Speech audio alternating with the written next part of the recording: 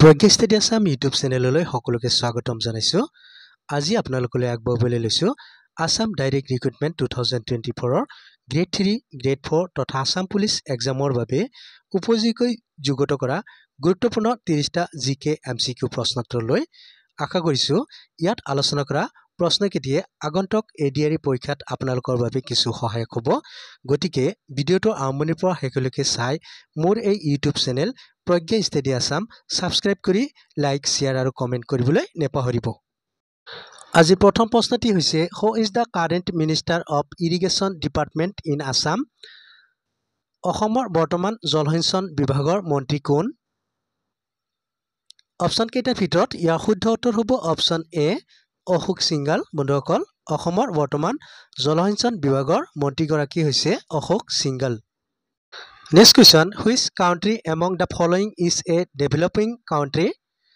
তলৰ কোনখন দেশ উন্নয়নশীল দেশ? অপশ্যন কেইটাৰ ভিতৰত ইয়াৰ শুদ্ধ উত্তৰ হ'ব অপশ্যন এ ভাৰত। বন্ধুসকল, ভাৰতবৰ্ষ হৈছে এখন উন্নয়নশীল দেশ। Next question, what was the name of the first railway junction of Assam? অসমৰ প্ৰথম ৰেলৱে জংচনখনৰ নাম কি? অপশ্যন কেইটাৰ ভিতৰত ইয়াৰ শুদ্ধ উত্তৰ হ'ব অপশ্যন বি মাকুম জংচন। বন্ধুসকল, অসমৰ প্ৰথম ৰেলৱে জংচনখনৰ নাম হৈছে Makum junction. Next question, what indicator is primarily used to measure equality within a country? দেশ এখনৰ ভিতৰত বৈষম্য জুখিবলৈ মূলতঃ কি সূচক ব্যৱহাৰ কৰা হয়? অপশ্যন কেইটাৰ ভিতৰত ইয়াৰ শুদ্ধ উত্তৰ হ'ব অপশ্যন চি গিনি। বন্ধুসকল, দেশ এখনৰ ভিতৰত বৈষম্য জুখিবলৈ ব্যৱহাৰ কৰা সূচকটো হৈছে Gini. Next question, which was the first passenger train in Assam? অসমৰ প্ৰথম যাত্ৰীবাহী ৰেলগাড়ী কোনখন আছিল? অপশ্যন কেইটাৰ ভিতৰত ইয়াৰ শুদ্ধ উত্তৰ হ'ব option B Dibru Sadiya railway. বন্ধুসকল, অসমৰ প্ৰথমখন যাত্ৰীবাহী ৰেলগাড়ীখন হৈছে Dibru Sadiya railway. Next question, when was the budget system introduced for the first time in India? ভাৰতত প্ৰথমবাৰৰ বাবে বাজেট ব্যৱস্থা কেতিয়া প্ৰৱৰ্তন কৰা হৈছিল? অপশ্যন কেইটাৰ ভিতৰত ইয়াৰ শুদ্ধ উত্তৰ হ'ব অপশ্যন বি 1860। বন্ধুসকল, 1860 চনত প্ৰথমবাৰৰ বাবে বাজেট ব্যৱস্থা ভাৰতত প্ৰৱৰ্তন কৰা হৈছিল। Next question, what is the slogan of Assam tourism? Assam পৰ্যটনৰ শ্লোগানটো কি?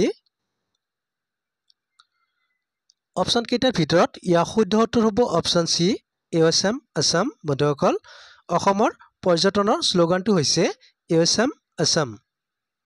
Next question, in which year was the Assam state electricity board formed?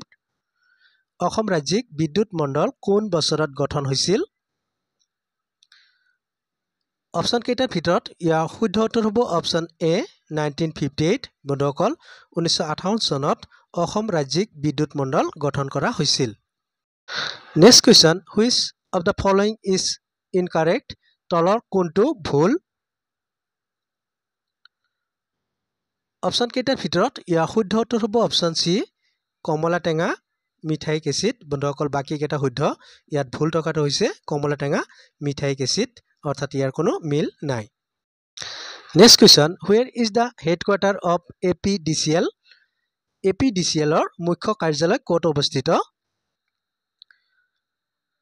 Option কেইটাৰ ভিতৰত ইয়াৰ শুদ্ধ উত্তৰ হ'ব অপশ্যন ডি গুৱাহাটী। বন্ধুসকল, APDCLৰ মুখ্য কাৰ্যালয় গুৱাহাটীত অৱস্থিত। Next question, who is the father of biology? জীৱ বিজ্ঞানৰ পিতৃ হিচাপে কাক জনা যায়?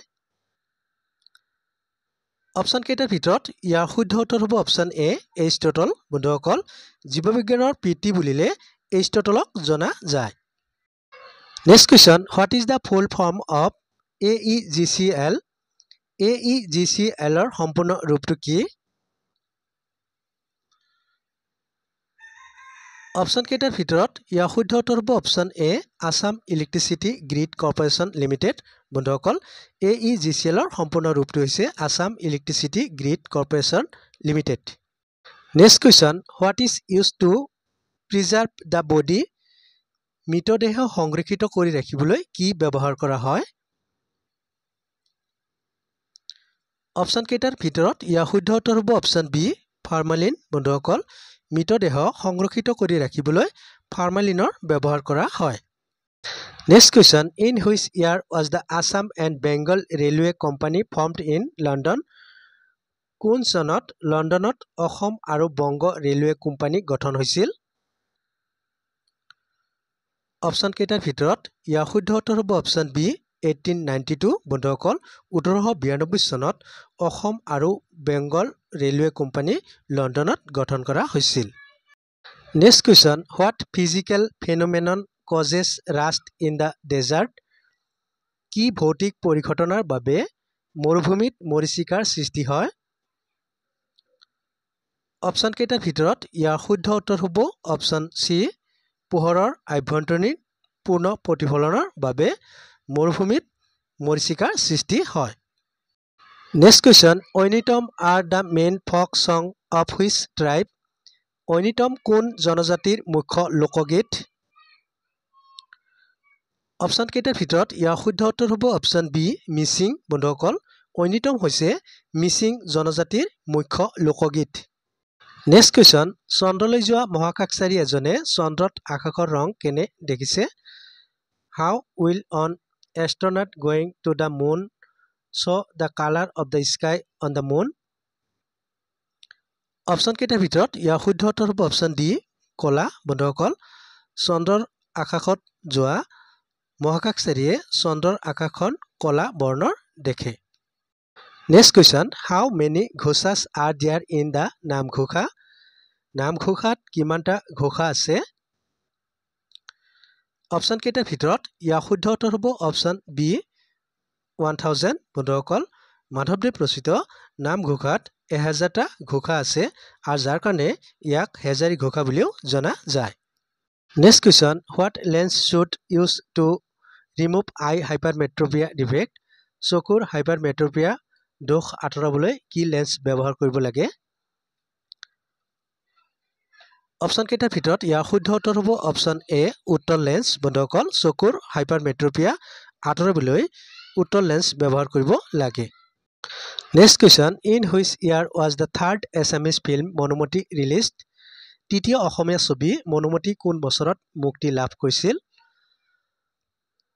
অপশ্যন কেইটাৰ ভিতৰত ইয়াৰ শুদ্ধ উত্তৰ হ'ব অপশ্যন এ 1941। বন্ধুসকল, 1941 চনত জ্যোতিপ্ৰসাদ আগৰৱালাৰ তৃতীয় অসমীয়া ছবি মনুমতিয়ে মুক্তি লাভ কৰিছিল। Next question, which of the following is a symbiotic nitrogen fixing bacteria? তলৰ কোনটো সহজীৱী nitrogen fixing bacteria?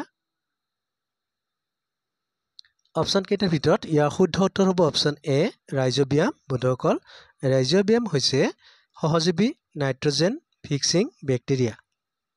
Next question, from where was the first Assamese daily newspaper Dainik Batori published?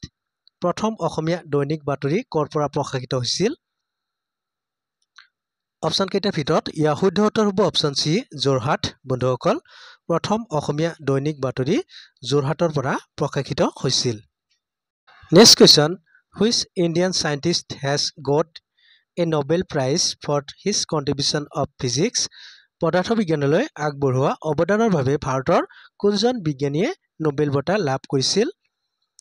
প্ৰশ্নটোৰ শুদ্ধ উত্তৰ হ'ব অপশ্যন ডি সুব্ৰমণিয়াম চন্দ্ৰশেখৰ। বন্ধুসকল, ভাৰতৰ সুব্ৰমণিয়াম চন্দ্ৰশেখৰে পদাৰ্থ বিজ্ঞানলৈ আগবঢ়োৱা অৱদানৰ বাবে নোবেল বঁটা লাভ কৰিছিল।